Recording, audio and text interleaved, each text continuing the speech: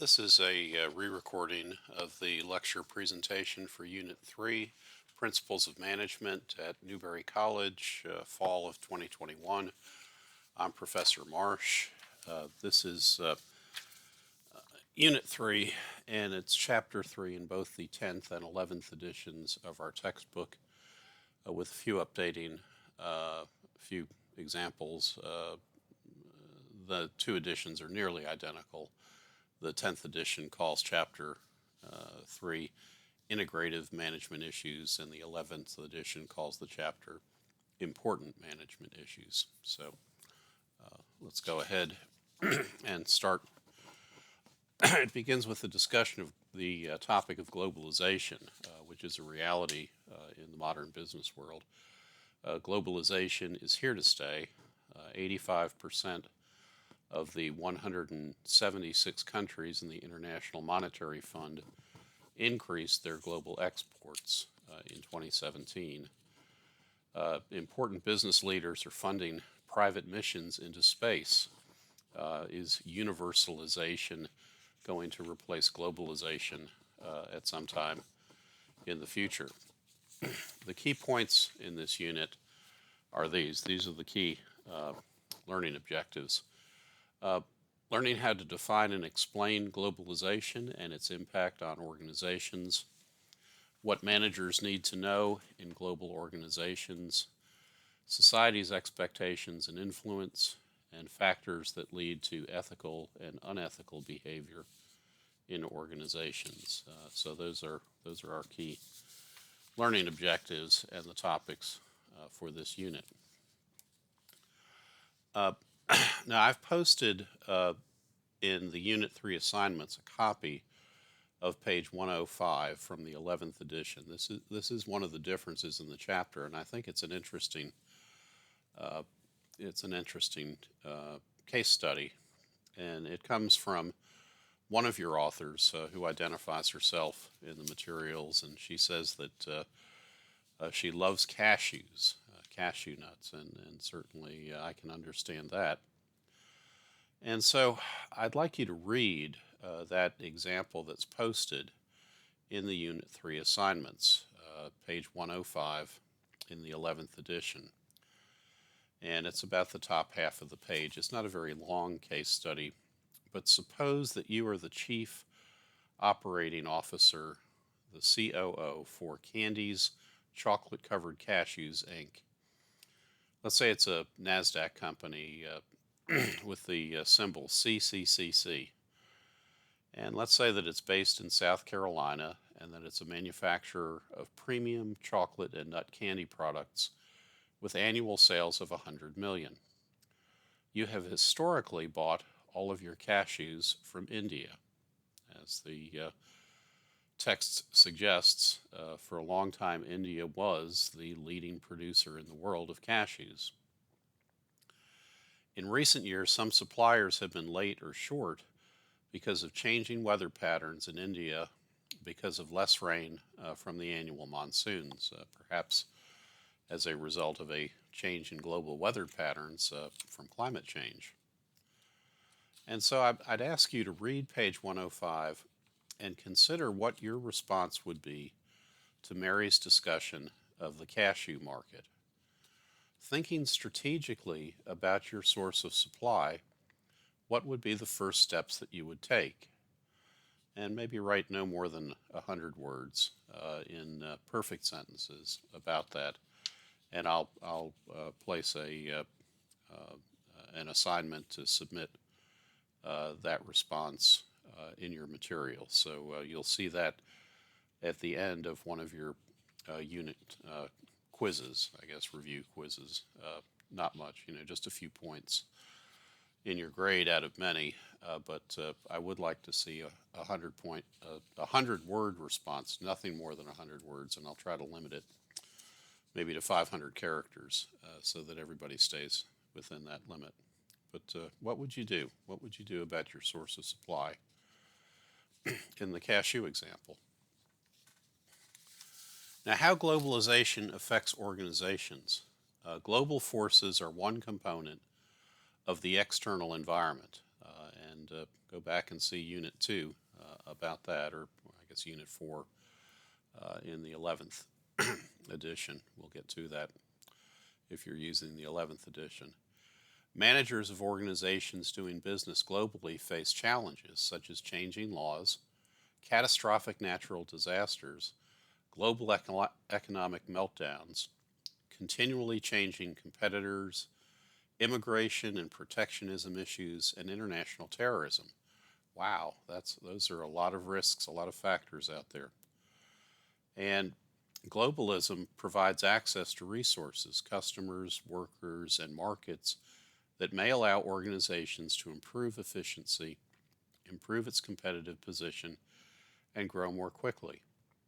If you can source from all over the world, you can be much more efficient if the transportation and communication costs don't over compensate for uh, for the increased scope of being able to source.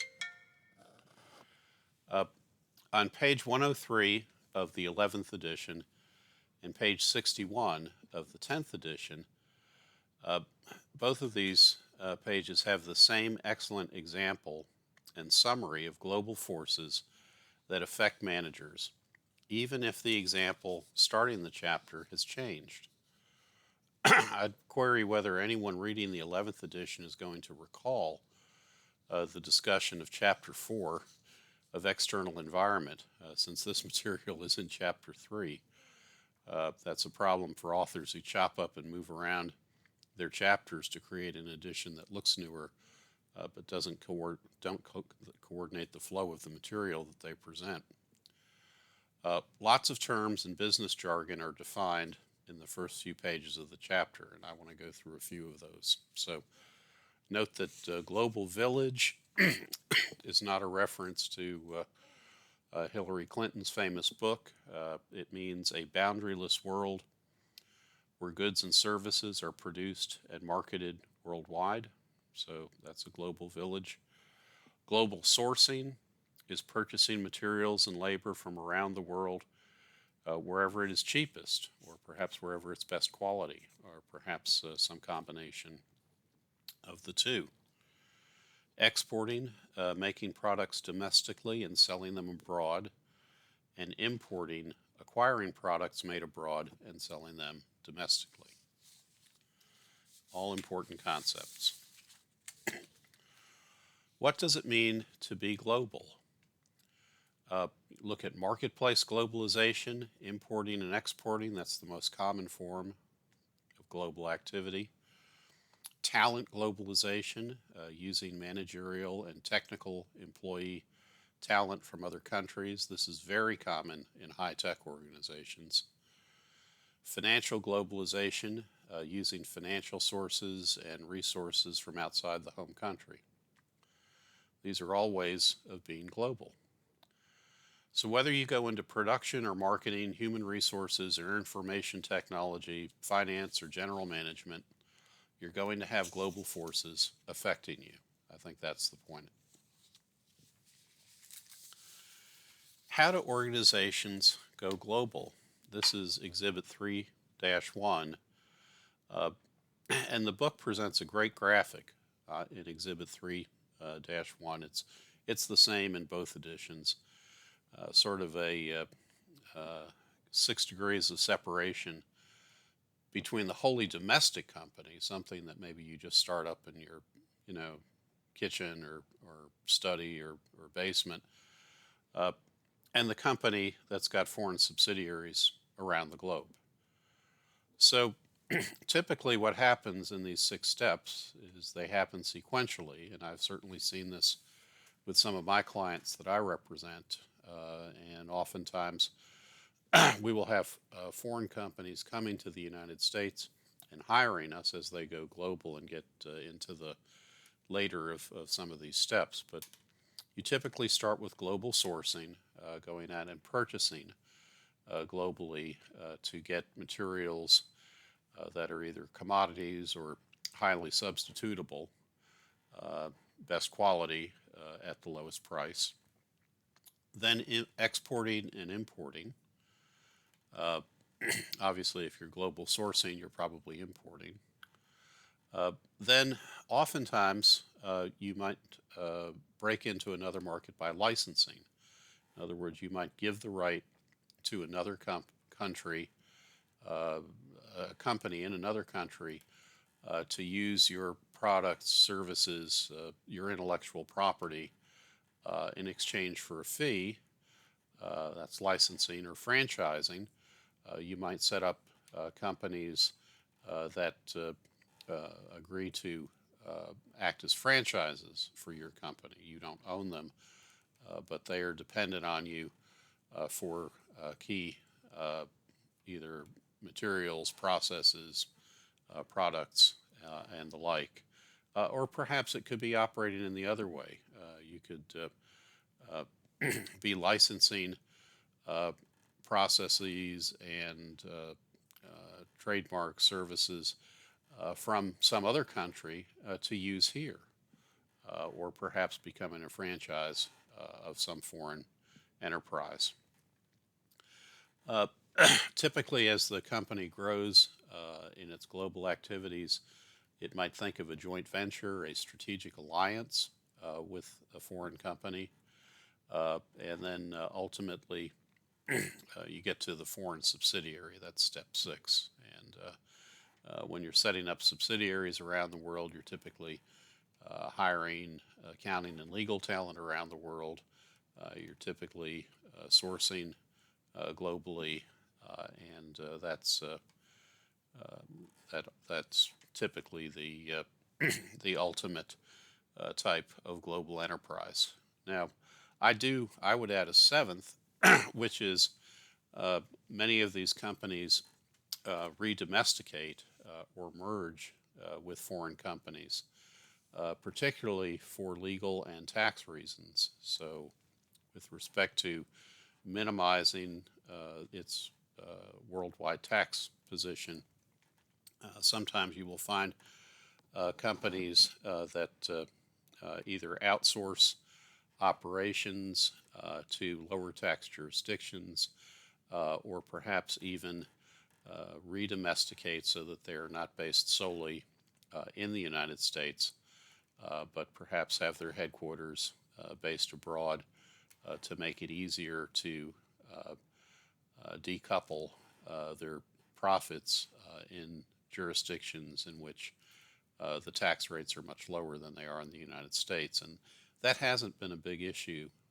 in recent years because uh, almost 5 years ago, the first tax bill under the Trump administration and that Congress lowered the U.S. corporate tax rate down to 28, or I'm sorry, down to 21%, which internationally is a reasonably low tax rate, certainly not the lowest.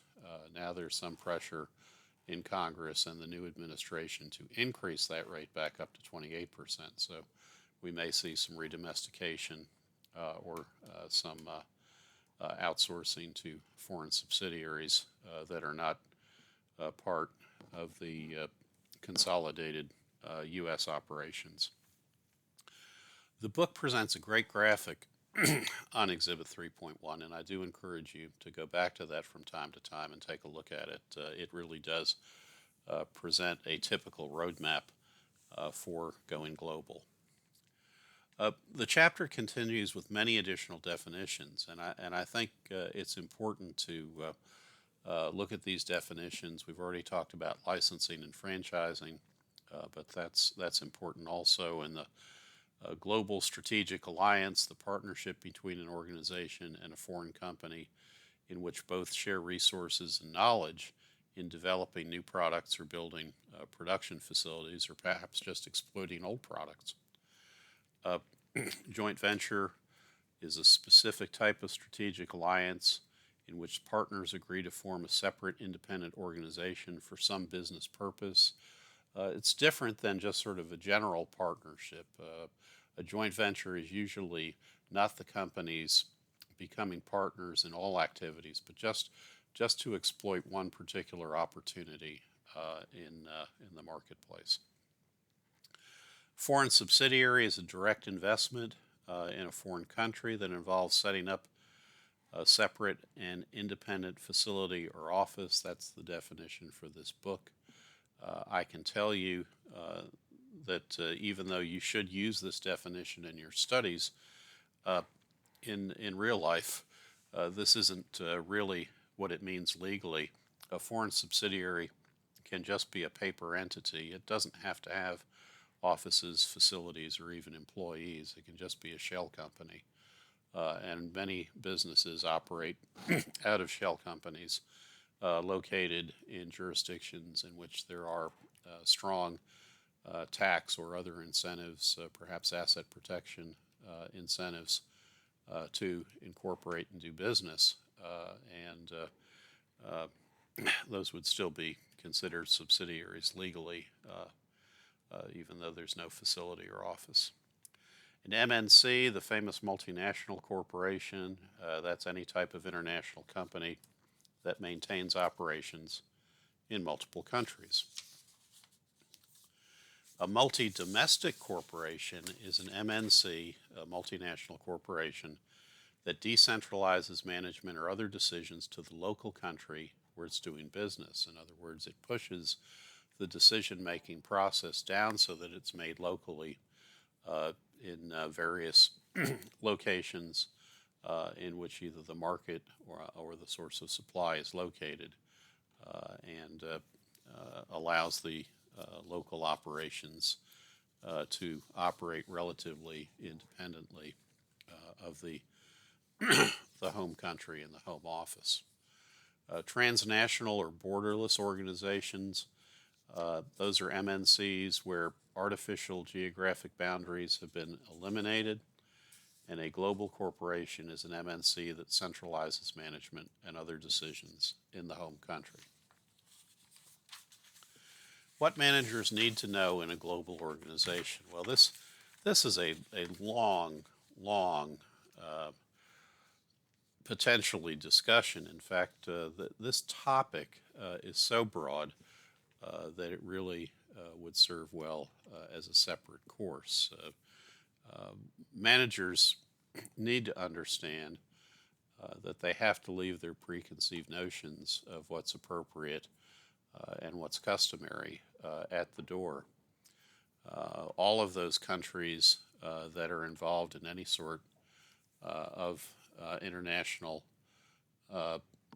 business, or even just local business, where countries, perhaps first world countries, are coming to third world countries, or developed countries are coming to less developed countries, need to understand that countries as well as organizations can have different cultures, different values, and different environments. And it's important not to be parochial in your approach and attitude. Understand that the laws we take for granted in the United States don't exist in every country, and while we might think that our laws are the best, they don't necessarily share that belief. Take a look at the discussion of Gert Hofstede and his classic concepts, 5 dimensions of national culture. There's a lot of information about looking at different types of culture. I kind of look at those charts and I see all the names of the different countries, and I see the different factors, and I think, well, you probably have to be there to understand it. I don't think it's something that you can just look at different aspects and read it in a book. If you're going to get into international business, the best way to do that is to go visit those other countries and to jump in and start working there, and to see what you need to do to cope, or perhaps even assimilate that culture, and then see if you can act strategically to help let that knowledge help you be successful in that culture. But typically, even if you're coming from the United States, and even if you're going to Bechuana land, or someplace that's hard to find on a map, just the fact that you're coming from the United States doesn't mean that you're going to be able to change that culture. And so it's important to understand who you're dealing with and how to do so. Note the acronym GLOBE and the 9 dimensions of national culture. And this is section 3.2 in both books and almost identical. Uh, I find this to be really fascinating stuff, and a lot of the great international business cases that you might study in an MBA program or perhaps later in your studies here uh, have so many really humorous examples of maybe some of them are apocryphal or legendary, but examples of stupid international behavior by large corporations. A few that are uh, well known are the Chevrolet General Motors going to Latin America with a car called the Nova, Nova meaning it doesn't go in Spanish, uh, or Pepsi's slogan from back in the 60s when it was trying to seem less stodgy and more with it. And when they went to China, their slogan, "Come alive with Pepsi," was roughly translated in some Chinese dialects into Pepsi brings your ancestors back from the dead, which was probably very surprising to the local consumers. And of course, there's many, many other examples of this behavior. So usually when companies are going global, in addition to their talented employees from the United States who have an interest in international business, the smart companies will also partner with locals and perhaps hire some local talent to make sure that they don't engage in those sort of faux pas. Okay, society's expectation of managers. This is section 3-3. You see the Tom's shoe example and the introduction of the topic of corporate social responsibility. Tom's Shoes was a shoe company that for every shoe that they sold in a developed country, they would provide one free pair of shoes in a less developed country. In that case, I think primarily in South America. Uh, corporate social responsibility means doing the right things even beyond your legal obligations. Note the concept of social obligations. Those are social actions undertaken by business to meet economic and legal responsibilities. And then see the overlay of social responsiveness, which are social actions undertaken by business to respond to some popular social need, doing something more. And this can be very important as you go global. It's important. Many other societies don't have the same background in free market economics that we have. And if you're profitable in that country, you know, getting a lot out of it, you might be expected to do something more, and not just do something more, but also demonstrating it. You can see arguments for and against this the concept of corporate social responsibility. This is something that we get into in business ethics, but it's also important in the principles of management course. There are arguments for and against in Exhibit 3.2. And look at the concept of sustainability. That's something that many corporations actually advertise nowadays. You can see the Walmart example, and 75% of the rest of the businesses that have sustainability as part of their corporate culture, corporate mission, and part of certainly the way that they promote themselves to the markets in which they do business. Maybe Gordon Gekko was wrong. Maybe greed isn't good, but green is good, and green sells. Okay, factors that lead to ethical and unethical behavior in organizations. The book gives you a very short introduction to this topic, which is also a separate course here at Newberry. I'm teaching one section of it this semester, business ethics. And there are three views of ethics. There's utilitarian, which is the traditionalist theory, the thought that if you produce the greatest good for the greatest number, sometimes that can mean just maximizing profits for society or perhaps just for the organization, then that's an end into itself. Then there's a rights theory of ethics and also a justice theory of ethics as we move across the political and sociological spectrum. Managers' ethical behavior factors can include uh, personal morality, values, personality, and experiences. Um, I think the discussion is actually a really good primer for those of you who are going to take business ethics in the future. This certainly would give you good preparation for the first few units in that course, although in a very condensed form. Managers also rely on the organization's culture and the ethical issue being faced and how it might relate to the organization's culture. And managers can encourage employees' ethical behaviors with the following methods. One, in hiring. In other words, make your money on the front end. Might be the business moral of the story for that.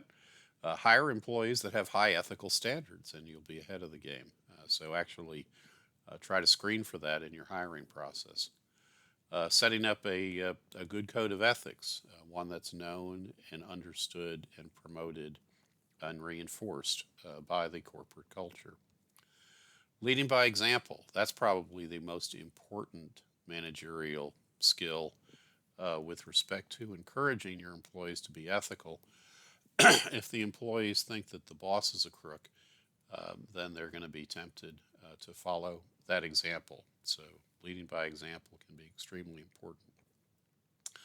Rewarding ethical behavior. So you might find ways to recognize and reward employees that demonstrate high ethics. Many organizations have ethics training. So there'll be courses, seminars, materials to read, perhaps be tested on with respect to knowledge and practice of ethics. And you can also set up institutional safeguards and monitors, such as hotlines, ethical counseling, and whistleblower protections. So you might have